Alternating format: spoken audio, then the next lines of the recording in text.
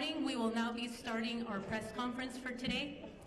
You will hear a short set of remarks by each of our speakers, and then we will transition to a question and answer session that will be moderated for members of the press.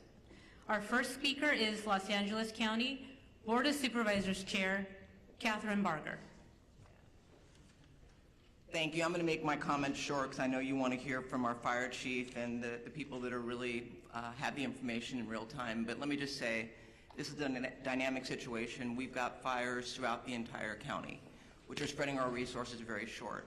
One of the things people ask me is, what do you want to convey to the public? And that is, heed the advice of first responders. When they ask you to evacuate, evacuate. This is not a drill. This is in real time. So I want to thank the City of Pasadena, who's opened up the Pasadena Convention Center for those impacted by the Eaton Canyon fire. I also want to acknowledge our faith-based partners. All Saints has opened up their church for those that are evacuating the Pasadena area. But again, it's important for us to recognize that while the firefighters are there to protect structures, life is first and foremost frontline. We need to make sure that people heed the advice of our first responders. With that, I'm going to introduce our LA County Fire Chief, Anthony Maroney, to give you an update on what is going on. But I just want to thank Chief Maroney as well as Chief Crowley for the work that they are doing to make sure that our first responders have all the resources necessary. Chief Maroney. So good morning. Thank you, Supervisor Barger. My name is Anthony Maroney. I am the County of Los Angeles Fire Chief, and I'm also the Region 1 Coordinator for Fire and Rescue Resources. I'm going to be giving an update on the Palisades fire in addition to the Eaton fire, although I am aware that we have 4 large fires burning in LA County at this time. The Palisades fire is located in both LA City and LA County. We are in unified command with the City of Los Angeles Fire Department in addition to CAL FIRE. We have well over 5,000 acres that have burned, and the fire is growing. We have no percentage of containment. We have an estimated 1,000 structures destroyed, and also no reported fatalities, and a high number of significant injuries to residents who did not evacuate, in addition to first responders who are on the fire line. We have over 1,000 personnel assigned, and the cause of the fire is unknown. However, it is under investigation. For the Eaton fire, it is located in both the Angeles National Forest, the Altadena area of LA County, and Pasadena. LA County is in unified command with both the Angeles National Forest and the Pasadena Fire Department. We have over 2,000 acres burning at this time, and the fire continues to grow with 0% containment. We have over 500 personnel assigned, and unfortunately, we have 2 reported fatalities to civilians. Unknown cause at this time, and we do have a number of significant injuries. We have over 100 structures destroyed, and the cause of the fire is unknown and under investigation.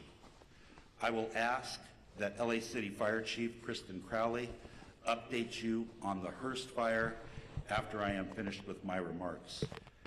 The LA County Fire Department operational area consists of 29 separate fire departments in LA County, and all of those fire departments are at drawdown with no fire apparatus or additional personnel to spare.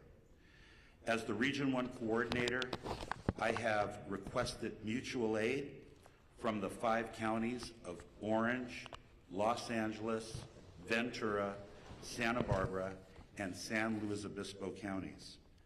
Additionally, last night, I contacted the State Office of Emergency Services and requested 50 engine strike teams. 50 engine strike teams is composed of 250 fire engines and over 1,000 personnel.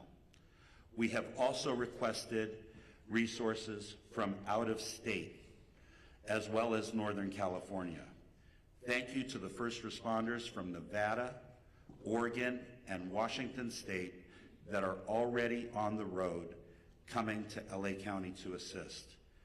Lastly, the National Weather Service has predicted a continued red flag weather event with strong winds and low humidities, placing all residents of Los Angeles County in danger.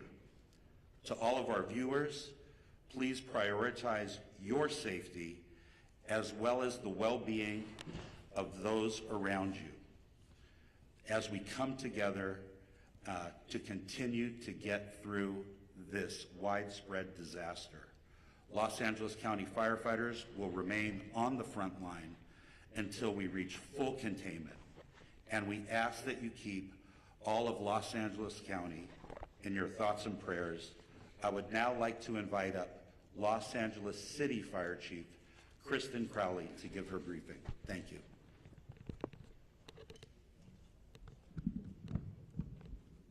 Good morning, everyone. My name is Kristen Crowley, Los Angeles City Fire Department Fire Chief. I'd like to start with just a moment, if we could, of gratitude.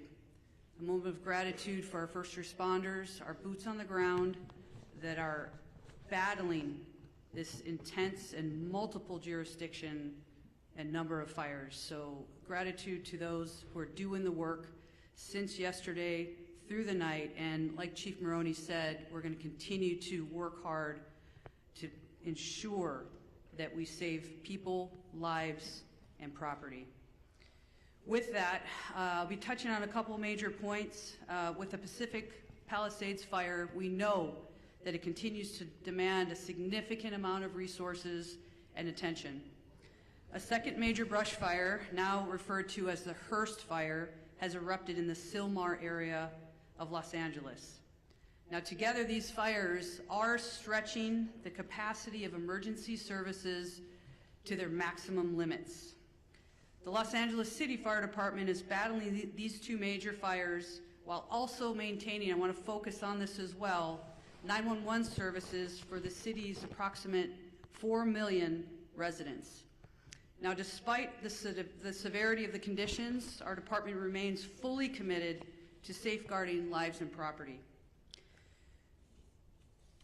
Next, I want to focus on what we've done over the last 24 hours, and with that, even within the city of Los Angeles, with these two major brush fires, our department has responded to 3,624 911 calls for service. And to put that in perspective, our average is just under 1,500 calls in a 24-hour period. Over the last 24 hours, we've also responded to an additional 32 structure fires within the city. We've treated and transported an extensive number of medical emergencies, well extending our normal 650 transports to the local hospitals. When it comes to the Pacific Palisades fire, as Chief Maroney had said, this is over 3,000 acres at this point and continues to grow.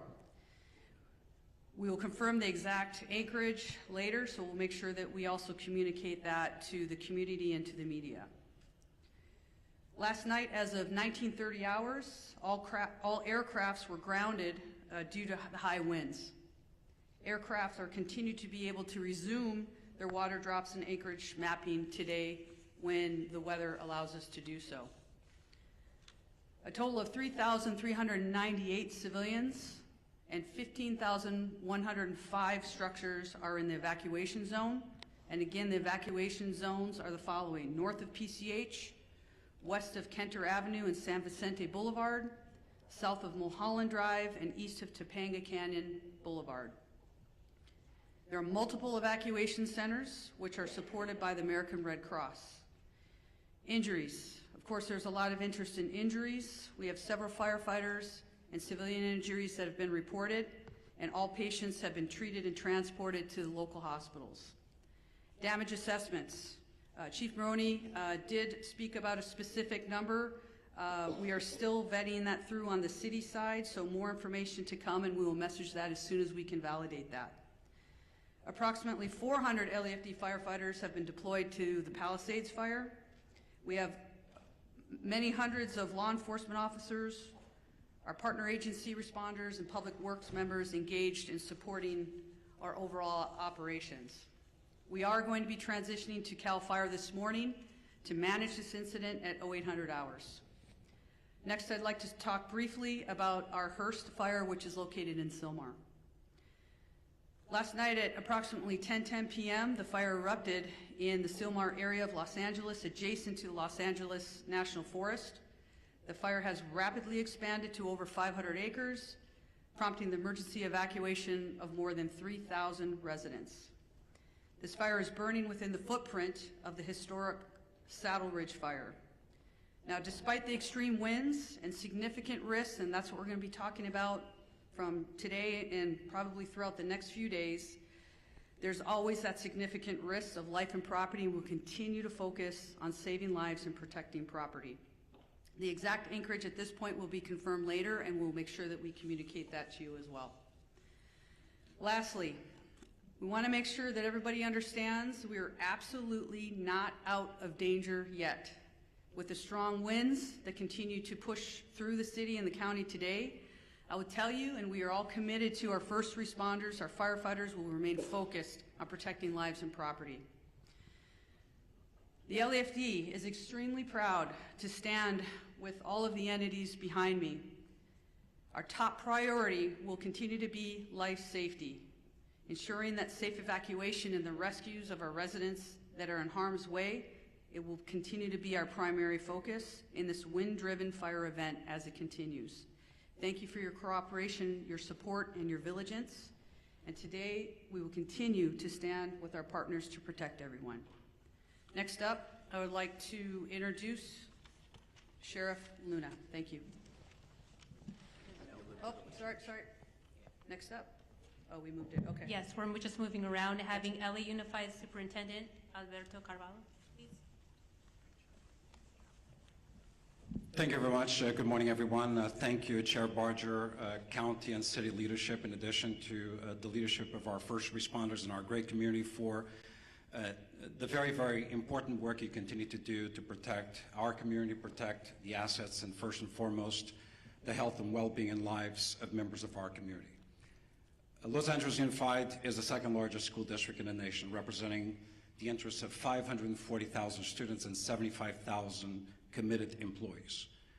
We make decisions regarding closure of schools in a very methodical and science-driven manner. So after a great deal of consultation overnight with experts looking at the data and considering the fact that air quality conditions deteriorated significantly overnight, we have made the decision to shut down a number of schools, particularly in the eastern part of our school system. I will define what those boundaries are. School communities, beginning with leadership, workforce, and families, have been informed about these areas. And as of now, those schools within the boundaries of the area that I will define are closed. This accounts for about 10% of our total schools in our district, about 100 schools out of 1,000 schools. The areas that I'm speaking about are schools located north of Manchester Boulevard, Firestone Boulevard, east of 10th Avenue, west of I-710, and south of Highway 134. Any school within that area, and that accounts again for the eastern part of our district, where the air quality met or exceeded levels that are not appropriate for employees or students to be around, are effectively shut down. We will be making decisions about what will happen in those schools going into tomorrow by 4 p.m. today based on the evolution conditions. In fact, since we made the decision to shut down those schools, air quality conditions have improved significantly despite the fact that they worsened significantly overnight. I want to speak specifically about schools surrounding the Palisades area. As of last night, we had to shut down 5 schools as a result of mandatory evacuation conditions. Those were Kinter Canyon Elementary School, Canyon Elementary School, Marquez Elementary School, Palisades Charter Elementary School, Revere Middle School, and Topanga Elementary School, in addition to Palisades High Charter High School. We have reports that Palisades High sustained significant damage as a result of the fire. We are working with state and federal entities to quickly access resources to address the issues facing this community. I want to very briefly address our workforce. We know today is not going to be a perfect day. A number of schools are shut down. However, localized conditions may make it difficult for our workforce or parents and students to access schools. Air quality conditions may vary and in fact may not necessarily be appropriate beyond the area where we close schools. Please use your discretion. We will utilize grace and be flexible regarding attendance and for students and employees alike. Specifically, students and employees who face chronic respiratory conditions or other health issues. We will be flexible regarding these individuals. We will provide additional updates later on today regarding conditions of schools going into tomorrow. For the schools that are open, recognizing the workforce needs of the parents of our children. Beyond the bell activities, care for children in those schools will continue to be provided today. Today is not a typical day. We need flexibility, patience, and grace, and we shall extend that to our workforce and certainly our parents and students in our community. Once again, our hearts go out to those who have been impacted and our eternal gratitude to the first responders of our community for the fantastic, difficult work they've done over the past 24 hours. Thank you very much.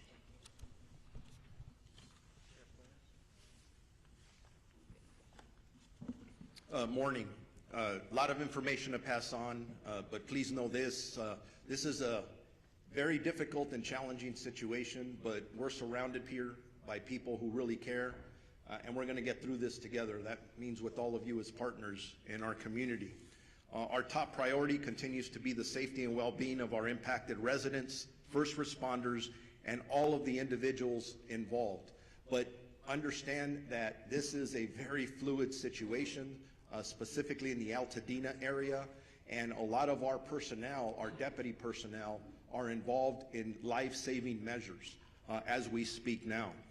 We are working very closely with local, state, and federal agencies to provide necessary resources and support. We have been in constant communication with both our fire and law enforcement partners across LA County and beyond to ensure that all available resources that are needed are being deployed strategically and effectively, but we are prioritizing life over everything else. There are over several hundred Sheriff Department personnel working around the clock to evacuate residents in danger, assist with road closures, and respond to multiple missions that are given to us, and they do change periodically depending on that life mission. To ensure that everyone is going to be safe or safe as possible, additional personnel will likely be assigned to this fire as this continues to go, and you heard from our fire partners that there is no containment yet. I do want to split it up into two. I want to start talking about the Eaton fire first. Currently, there are evacuation orders in Pasadena, Altadena, and Sierra Madre. Evacuation orders, there are approximately 32,500 residents under evacuation orders and approximately 13,186 structures that we deem at risk, and that could grow. Evacuation warnings, approximately 38,600 residents are under evacuation warnings and approximately 14,342 structures are at risk. At 4 a.m. this morning, the evacuation orders did expand to parts of the city of Duarte, Monrovia, and La Cañada.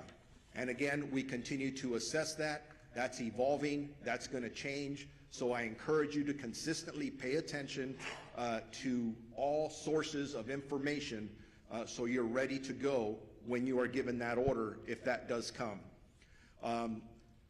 As information's changing, even as I was driving up here, even as I'm walking up to this podium, I'm getting messages about several of our employees who have lost their homes in the last several hours. I don't know how many. because we are still gathering that information. But like we all live here in Los Angeles County, so we are impacted. So we're going to make sure that within our department, we're wrapping our arms around our employees just like we do with community members. Again, as I was coming up here, I did find out that we did have 2 fatalities in this area. I don't have any specifics. There is a lot of damage out there. We're still in the process of doing these assessments, trying to still save lives. So this information is going to change. The Altadena Sheriff's Station itself was evacuated, and it was at least limited on fire. There was some fire at the Altadena Station, but we did have to clear out all of our employees out of there. I'm hearing some miraculous stories, and they're just barely coming in, of our deputies who were trying to evacuate the Altadena Station, and then residents were running up from different locations around there asking them for assistance in getting them out of their structures. And from what I understand, they were barely able to get people out before these structures started burning. There's just heroic stories of what our deputies are doing out there from last night and this morning. I want to make sure people know deputies are working to assist residents who are evacuating and continuing to make evacuation notices as we're speaking. They are securing areas that are evacuated, and it's always sad when I have to say this, but part of our responsibility is to make sure that no one loots or steals from our residents, our community members who are already being impacted. And I'm sad to report we made 2 arrests this morning for looting already. So if you are thinking about coming into any of these areas to steal from our residents, I'm going to tell you something. You're going to be caught, you're going to be arrested, and you're going to be prosecuted. Don't do that. Stay out of these areas. It's only for emergency workers and people who live there. We are, at this point, unable to clearly determine the extent of damage at this point because the conditions are rapidly evolving and the destruction needs to be assessed as the daylight hours have come forward. I do know that I've lost at least 1 sheriff's black and white to a fire. Thank God that the deputy is okay.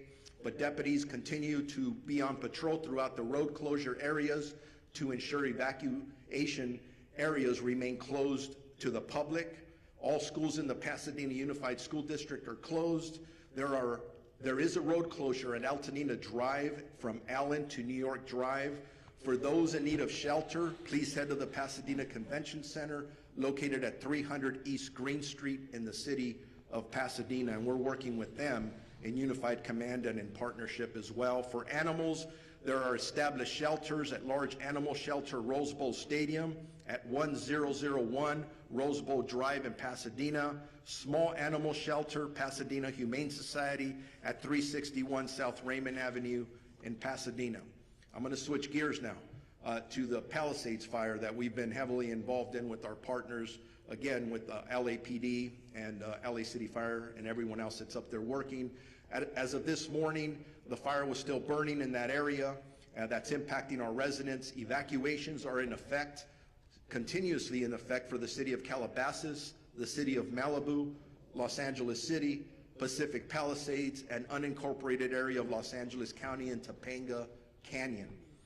Evacuation orders are approximately 37,000 residents under evacuation orders and approximately 15,000 structures at risk. Again, that's specifically for the Palisades fire. Evacuation warnings, approximately 20,000 residents are under evacuation warnings and approximately 6,500 structures are at risk.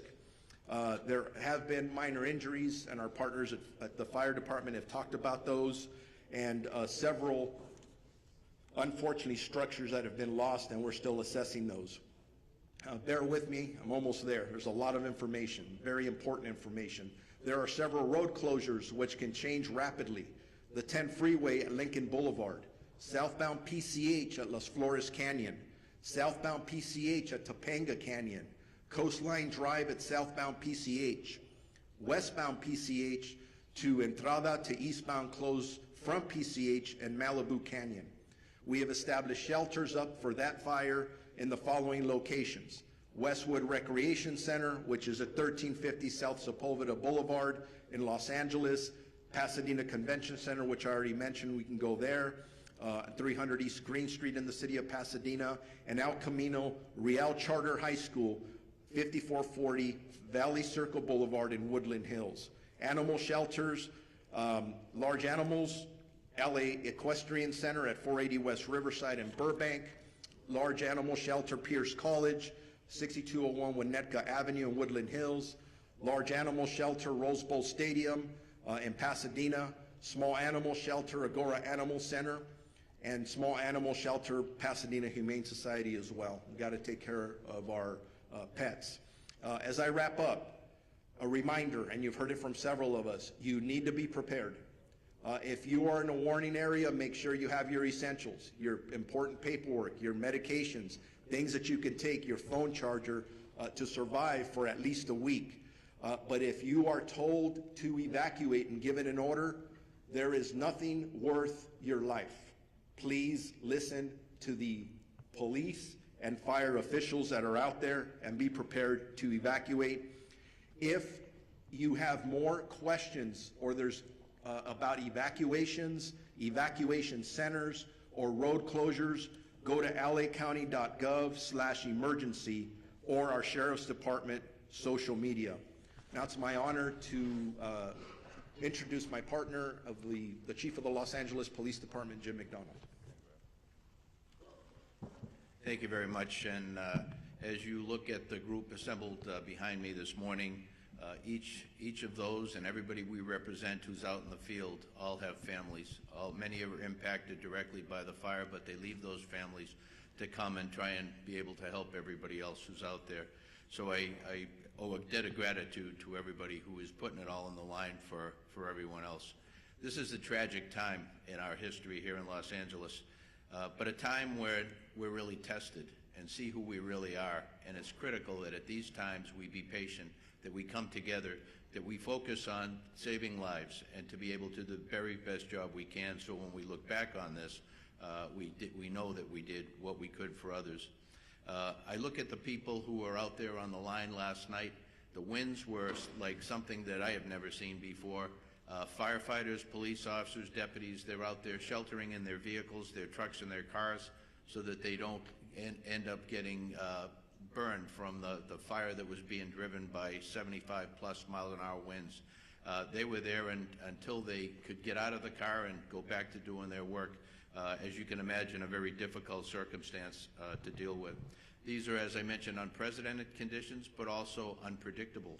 As the fire continues to spread and pop up in different locations, none of us know where the next one is going to be. So I would ask you to be vigilant, to look at your neighborhood, to talk to your neighbors, to have everybody on board, so that if they see something start up, that we get on it very quickly. We get fire resources out there as soon as we possibly can, because with these winds, once it starts small, it'll be very big very quickly. And so I would ask for everybody's help, cooperation, and vigilance in that role. As you've heard before about evacuation, that makes the difference between living and not. And so I would ask you to take these warnings, these orders to evacuate very seriously. As you've heard over and again, be ready to go, pack what you need up, but then please comply with these orders. We don't put them out lightly. When we believe that you're in the path of the fire, we're going to order that evacuation, and we really, really need your compliance on that, because if we have to send people in to try and make rescues, those people are putting their lives on the line directly for something that could have been avoidable. Sheriff Luna mentioned looting. That's something that we also have to watch out for. That is incredible that we'd even have to talk about that during these tragic times, but we are going to take that also extremely seriously, and we will follow up with that in the strongest way possible. As far as traffic goes, that's something that we're used to dealing with here. This will be an extra test of gridlock in many places due to people not having access to their normal routes. I would say that if you have an ability to be able to stay out of the west side today, to commute or to work from home, as long as your employers are good with that, to take advantage of that. The air is very tough today for particularly those who are challenged medically. If you can stay home and work from there, I would recommend that. We will continue to support our partners in the fire service and our other law enforcement partners.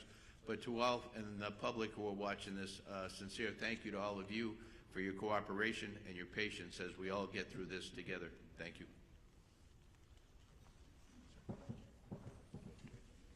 Now we're going to introduce my colleague, Supervisor Lindsay Horvath, who represents the Palisades area. Lindsay? Thank you, Madam Chair. This morning, we woke up to a dark cloud over all of Los Angeles, but it is darkest for those who are most intimately impacted by these fires. It has been an immensely painful 24 hours for communities I represent. The Palisades, the Hearst, and Woodley fires are all in the 3rd District, but our strength is in our togetherness, and that will determine how we make it through. We need your partnership in this time of crisis. It is difficult to process the immensity of the destruction and loss, and we extend our hearts and every resource we have to all of our impacted residents. We know when we talk about these structures, they aren't just structures. They aren't even just houses. They're homes. This is our home. These are places where we built community, where we raised families, where we made memories that we will never forget, even if we can't go back to these structures. These are our home. Losing home is simply devastating. And I know that we are all here to support you and stand with you in this time of need. Aggressive winds and fire know no jurisdictional boundaries, nor does coordination and action across our LA County agencies with President Biden and Governor Newsom as they unlock support through fire assistance management grants for Palisades, Eaton, and Hearst fires so far. The talent and tenacity of our first responders is nothing short of extraordinary, and I've said it before. These people on the front lines are doing this because this is their calling. This is not simply a job that they came to have an occupation. They are called to this work to keep us safe, to keep our community safe, and to do all they can in this time of crisis to protect our Los Angeles County. Overnight winds grounded our vehicles, and we have red flag conditions through the end of day tomorrow. But we know that because of these fearless warriors on the front lines, we are doing all that we can to contain this fire. Thank you for your work to keep Los Angeles County safe, including the 3rd District communities of Pacific Palisades, Topanga Canyon, Sunset Mesa, Malibu, Santa Monica, Sylmar, Granada Hills, Lake Balboa, and surrounding communities.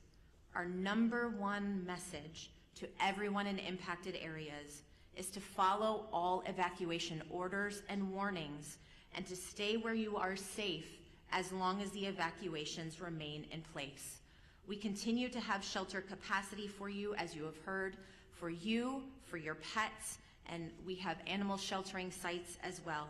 These orders are not just to keep you safe and to keep your community safe, they are also to keep those on the front lines of this devastating crisis safe.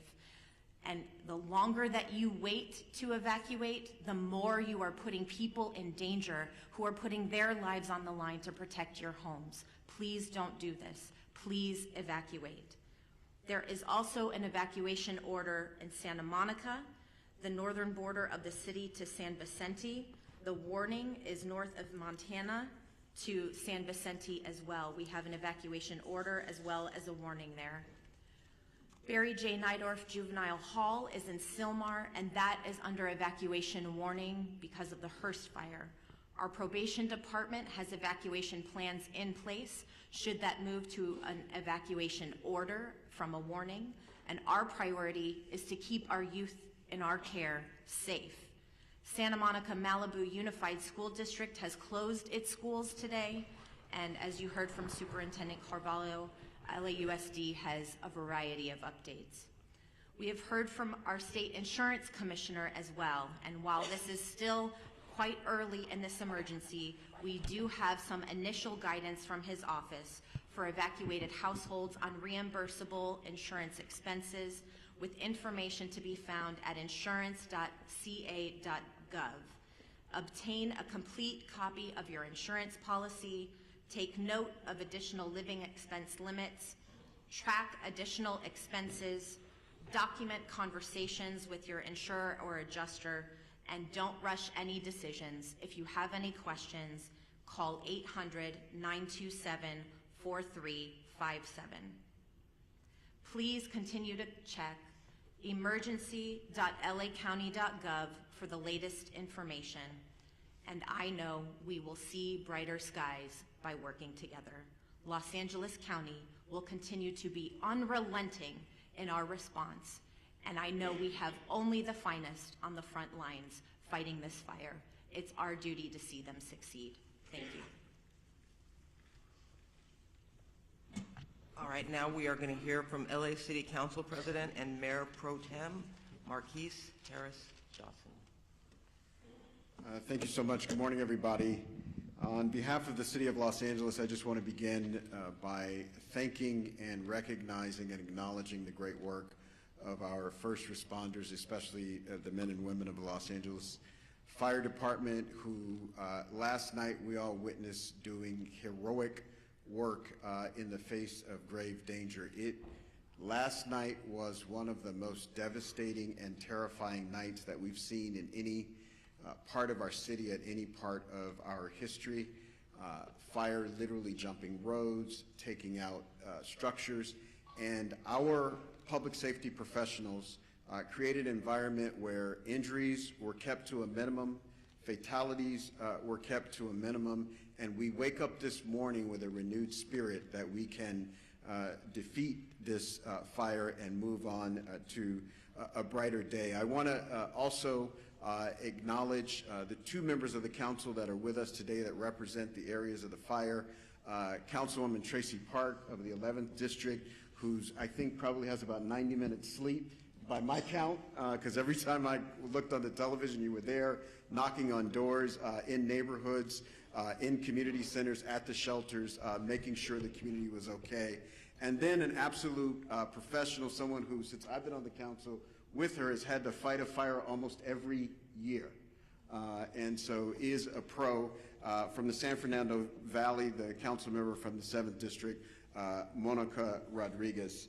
And again, all the men and women, the firefighters are in the front, but our DWP workers are out there making sure we don't have additional fires from power lines, and countless folks, DOT, making sure the flow of traffic stays so that folks who want to evacuate can do so, are out there as well. So there's literally thousands and thousands of people working together to make this work. I want to announce a few more closures to add to the school closures that we heard and the closures that the sheriff and the supervisor read to us. Griffith Park closed today, including Lake Hollywood. Runyon Canyon closed today. The Los Angeles Zoo closed today.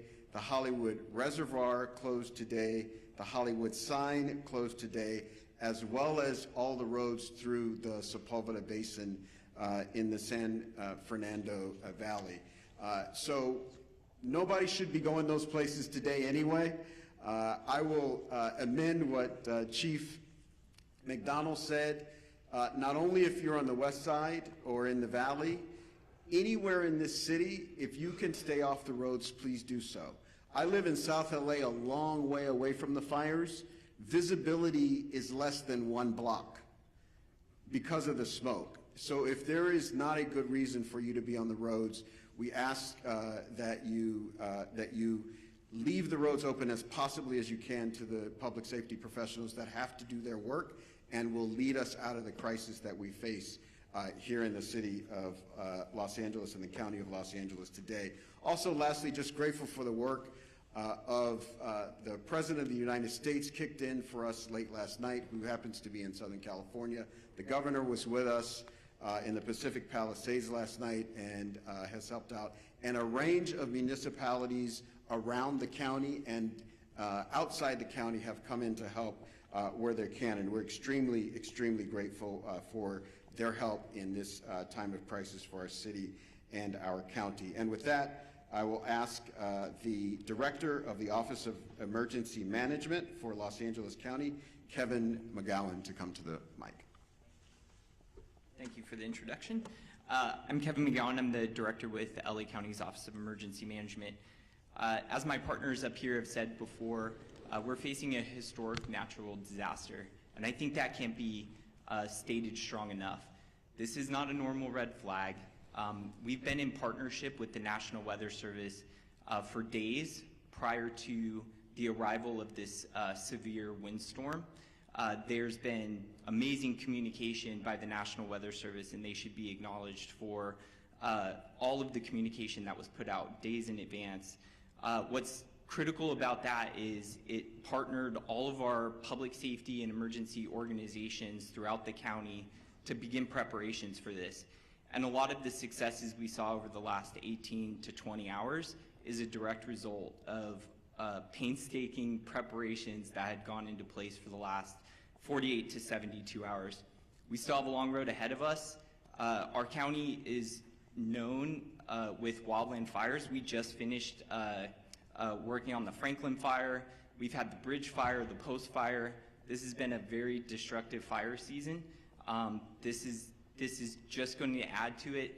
Our eyes are on mitigating the impacts from this emergency, working with our community partners, and then charting a course for what will be a long recovery effort. With that, I would like to introduce our Department of Public Works for LA County Director, Mark Pistrella. Good morning. Thank you, Kevin. My name is Mark Pistrella. I'm the Director of Public Works for Los Angeles County, the largest public works department in the United States. We're coordinating across the area with all our partner agencies, including, of course, primarily the City of Los Angeles, in addressing this event today. I'm going to talk a little bit about what our focus in terms of infrastructure, and then I'll move on. Before I do that, though, I do want to acknowledge all of the residents that have either lost a home or who are being evacuated. I do personally understand what that is about and understand what kind of fear that can put into you. One thing I would recommend to you before you leave that home, if you want something to do, is to close that home up tight, close any openings, completely tight to the home, and make sure that access is open to the fire department in the event that they want to come on and do work on your property. That's one thing I've learned through the years is important. So right now, LA County Public Works is focused on water supply, the road safety and transportation system, and preparing our flood control system for the inevitable post-event, which may be flows of debris and mud. With respect to water resources, there's been quite a bit of talk in the media about the water system that we're using for suppression. So let me make the following statement. There have been quite a bit of comments over social media about the local water supply and its impact on firefighting efforts. There is collaboration across this region. Over 200 water retailers serve the region. LA County serves the area that in the Eaton fire area. LA City serves the area of the Palisades area. We also serve the Palisades area in the north area of unincorporated area water supply through the hydrant system. The municipal water systems that service our homes and businesses continue to work effectively. However, they are not designed to fight wildfires. A firefight with multiple fire hydrants drawing water from the system for several hours is unsustainable. This is a known fact. That's why air support is so critical to the firefight, and unfortunately, wind and air visibility have prevented that support. However, county and city water reservoirs, open reservoirs, are available and on standby once that support becomes available. We will be having fixed wing as well as helicopter draw of water from our system. We also need customers to understand that it is really quite futile to attempt to fight fire with your hose at your house. That's not something I would recommend you do, but in fact I would ask that you turn off your water and turn off your gas, both things, before you leave the residence so that we can continue to have that water supply for the hydrant system. The transportation system is operating with many, many closures. Those closures are meant for evacuation as well as fire suppression efforts. So we're asking residents not to abandon vehicles in streets, to not park vehicles in streets, but to leave those vehicles on your property. And we ask that you drive very carefully because we also have the other event of wind right now. And we have numerous signals out across the area. So we need people to drive very consciously in the street system. And then the third piece in the road system and in our homes is the wind is causing massive tree fall. We have numerous, over hundreds and hundreds of trees that have fallen in the area already. We expect more of that to occur. This is a safety hazard for you and your children, so we're asking that you avoid walking outside, avoid being under trees, avoid parking cars under trees, all the things that you can imagine that a tree can do. A tree can be just as devastating to a home and to your personal self as a fire. So please be aware that the wind event is going to continue and the infrastructure is in place to do with that. We are currently preparing to remove that. We are removing trees as they fall where it's safe to do so. There will be a mass debris removal system put together that the county is coordinating, but we would be removing and working with the cities to remove the mass debris that's going to occur not only from the structures that have been damaged, but all of these trees that are down. So please, one of the things is make way for our utility workers who are in support of the very brave firemen and sheriff and police force that are out doing their job. We are in full support of them. So lastly, on the flood control system, this is just a quick note that yes, in fact, we will have a lot of debris. The flood control system has been impacted, that covers the entire region by the fire. In fact, many of our facilities have been burned. One in Eaton area, Eaton Yard, where there is a debris dam there, and its facilities are currently threatened. We are looking at that and want to raise up those systems.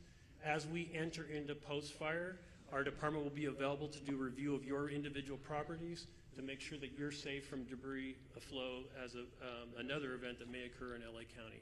With that, I'm happy to turn over the microphone to my partner from the Department of Water Power, the General Manager, Janice Quiones. Thank you, Mark. I am Janice Quinones, CEO and Chief Engineer for LADWP. I want to start by thanking everybody on this response. I've been in emergency management my whole career, and the collaboration I've seen in this response has been incredible, especially our first responders, our crews. I want to thank our crews that have been working on high winds trying to restore power as fast as possible, and also county, city council, mayor's office. The mayor has been in contact with me all the time. And also other utilities in California have been proactively reaching out to us to help us with the restoration. So we're in the process of contacting them to ask for more support. I want to continue the thought process that Mark had about water supply in Palisades. We had a tremendous demand on our system in the Palisades. We pushed the system to the extreme. 4 times the normal demand was seen for 15 hours straight, which lowered our water pressure. We were pushing 75 CFS on our trunk line to try to keep water pressures in the system. If there's a message you take away from me today, is I need our customers to really conserve water, not just in the Palisade area, but the whole system, because the fire department needs the water to fight the fires, and we're fighting a wildfire with urban water systems, and that is really challenging. What happened in Palisades? We have 3 large water tanks, about 1 million gallons each. We ran out of water in the first tank at about 4:45 p.m. yesterday. We ran out of water on the second tank about 8:30 p.m. and the third tank about 3 a.m. this morning. Those tanks help with the pressure on the fire hydrants and the hills of Palisades. And because we were pushing so much water in our trunk line, and so much water was being used before it can get to the tanks, we were not able to fill the tanks fast enough. So the consumption of water was faster than we can provide water in our trunk line. So I want to make sure that you understand there's water on the trunk line. It just cannot get up the hill because we cannot fill the tanks fast enough. And we cannot lower the amount of water that we provide to the fire department in order to supply the tanks because we're balancing firefighting with water. So we have our operations people on the water side at the command post with the fire department, helping them with tactics to ensure that we can provide as much water as we can find to our first responders. What are we doing now? We're sending about 20 water tanks for our construction crews full of water to support the fire department.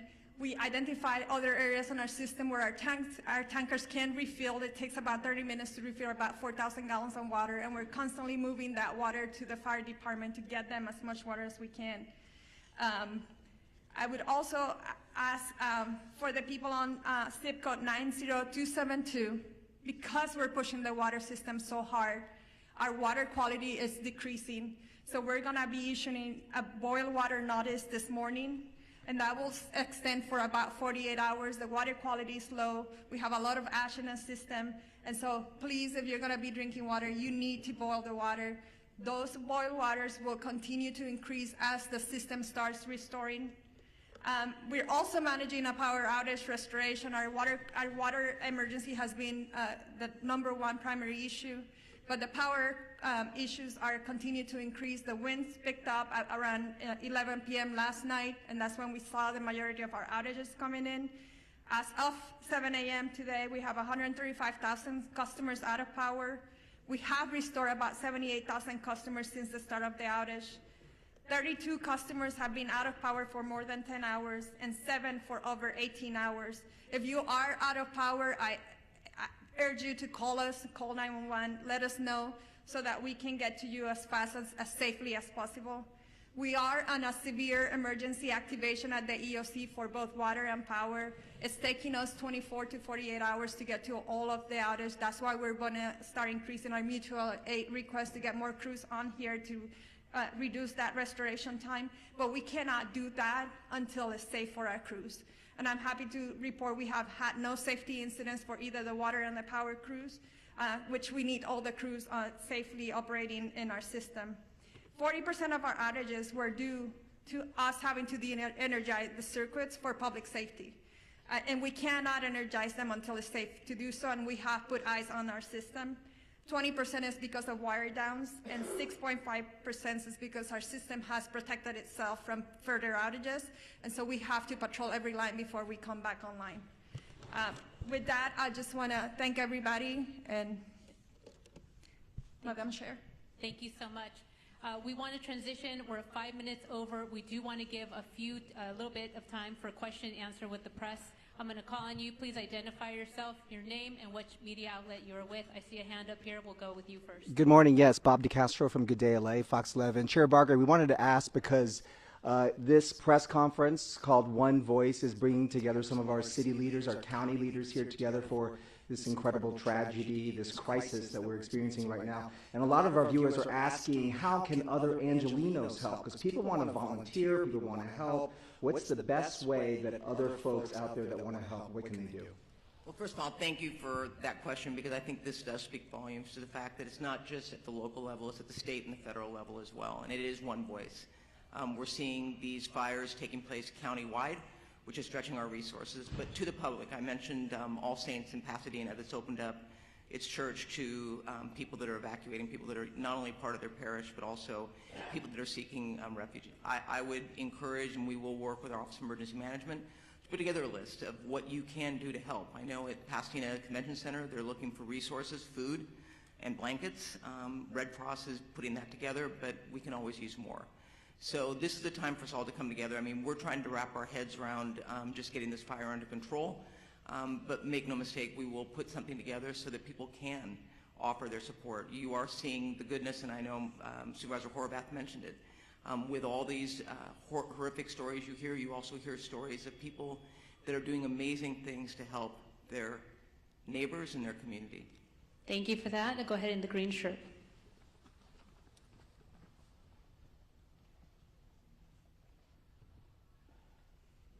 Yeah, the DWP was talking about the problems with the water supply, and I was wondering if either the DWP or the fire department has any kind of numbers to talk about, like what is the number of hydrants that could not get water because of these pressure issues, what percentage of the system in Pacific Palisades wasn't getting serviced at that point, and given the type of things you're describing this morning, do you think there needs to be an overhaul of the system, given these increasing number of urban fires? And also, when does the mayor return? And name and media outlet, please. David Zahnizer with the Los Angeles Times.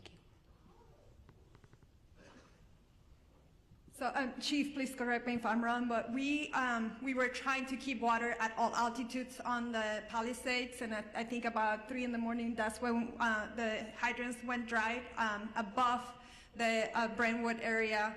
We are able to push water on that trunk line on the east side of that, and we have some water on the higher elevations 16 to 18,000, but at 3,000, at 3 a.m., all of the fire hydrants went dry in the Palisades.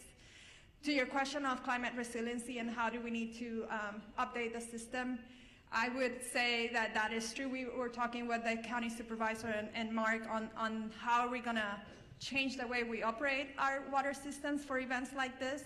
This is an unprecedented event. I think the 2011 winds was significant from a power outage perspective, but the fires have really increased the response complexity of this.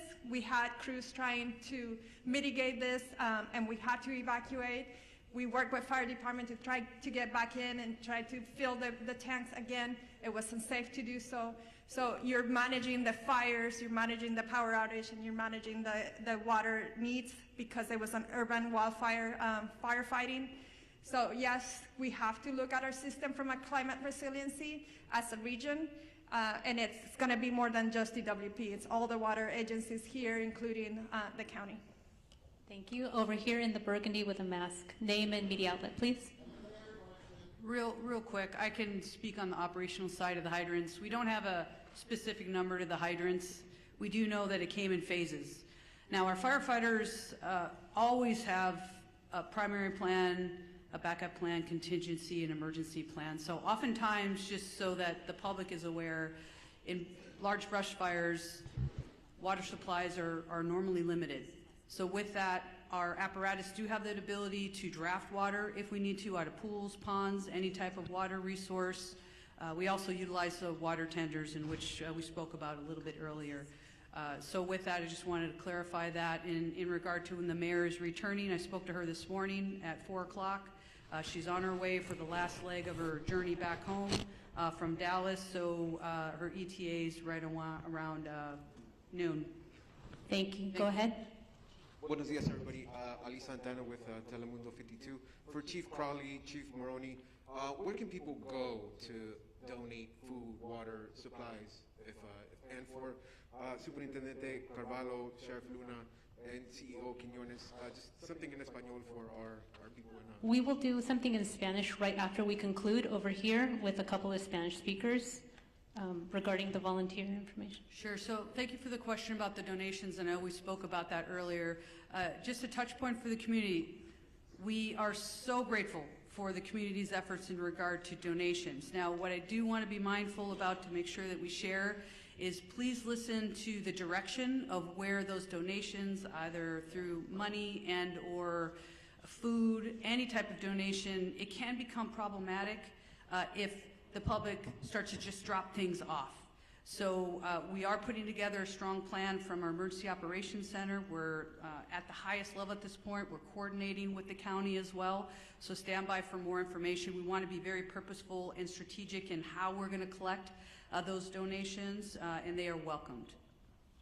Right over here with the glasses and the gray, right behind you. Over here with the hand up. Scott Snowden, Santa Monica Daily Press. Question for Ms. Horvath. Are there any forecasts or predictions at this point for the economic impact of this?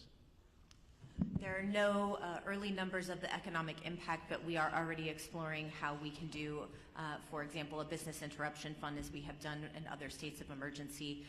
We know that there are many businesses that have also been impacted, in addition to the people who are experiencing difficulty in their homes. So we are looking at what resources the county has available to support on all fronts. But thank you for the question. Lastly, do you think this will affect insurance companies and their approach to house owners going forward? I believe it already has, and the conversation is ongoing. As I shared earlier from the insurance commissioner, I know this is an ongoing conversation in his office, and he has provided that information and welcoming phone calls from folks who do have questions about insurance impacts as a result of these fires. I do know that yesterday, through the help of our chair, the county declared a state of emergency, as did the governor, and I know that there are other states of emergency that will be declared in order to make sure that all residents are able to readily access everything that they need to in response to these claims. Thank you. We need to move on. Right here in the front, young woman with the hand up. Hi, Grace Tui with the Los Angeles Times.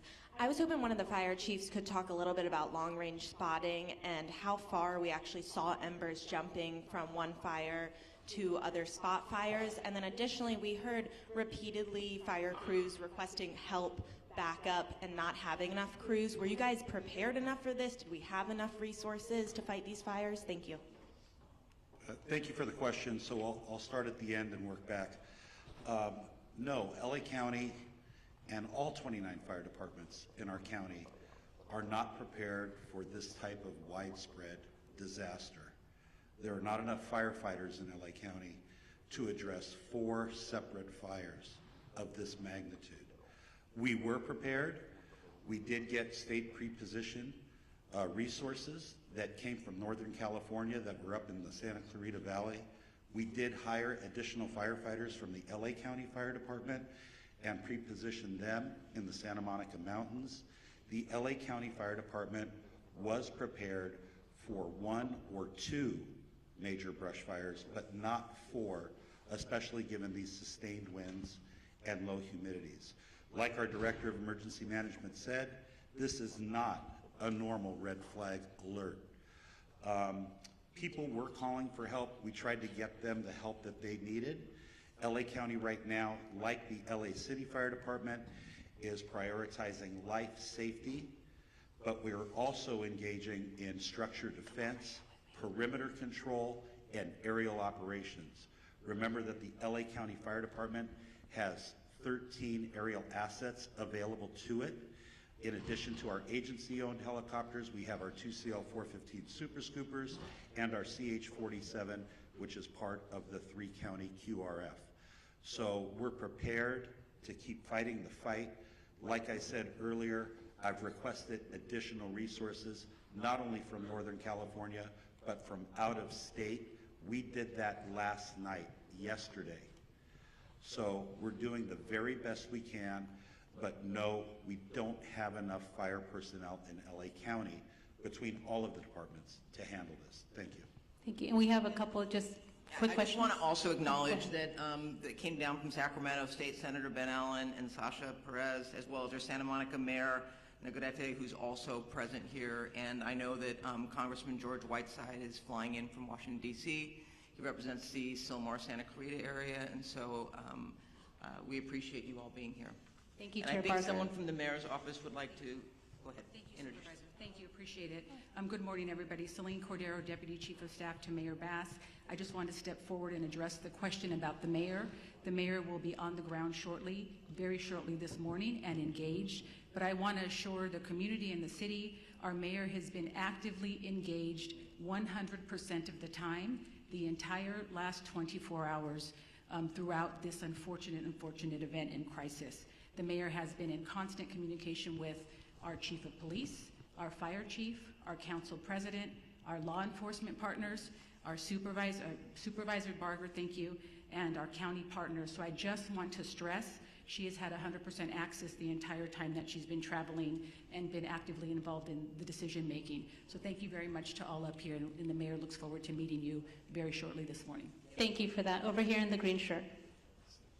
Good morning. Stephen Coleman, KABC. You mentioned 4 fires. I'm aware of 3. Could you describe and characterize the 4th fire? County fire?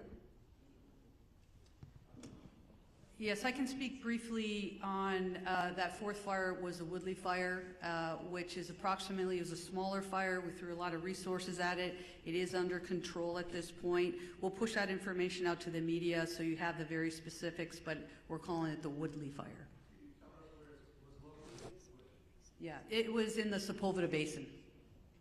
Yes, sir. Thank you. Last question, then we'll have one-on-ones. Hi, Samantha Norris, San Fernando Valley Sun.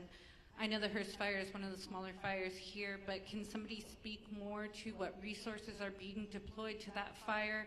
And for people in the Sylmar area, what are the evacuation zone areas, any closures, and where those people can go in the area? Hi, good morning. Councilwoman Monica Rodriguez from the 7th District. Last night we evacuated 71 horses from the Stetson Ranch area. The fire came up quickly, and so thankfully they were safely evacuated to the Hanson Dam Equestrian Center. As we indicated, this is a very dynamic situation, and The lack of aerial support is making it that much more challenging for firefighters to be able to fight these fires, whether it's in the Palisades or any other part of the county. And so it's critically important that people heed the evacuation orders. In the Sylmar community, Richie Valens Rec Center in Pacoima is available for the evacuations. Currently, there is 80% vacancies, so there's still capacity for people to evacuate there. Going beyond that, we will continue to open up additional facilities as it's needed. I want to ensure the public that the things that you can do, and I know the question was asked earlier, if you're not in the immediate fire area, there are things that you can do to be of assistance, and it goes to looking at hardening your home from any potential threat of embers. These embers fly, they can go for a couple miles. So we want to ensure that they do everything to create the defensible space in their homes if they're in the adjacent areas. Again, staying off the roads to the greatest degree possible. More importantly, reducing your water usage at this time. Because there is no aerial support, all of our water is being heavily demanded upon for these firefights in all parts of the county.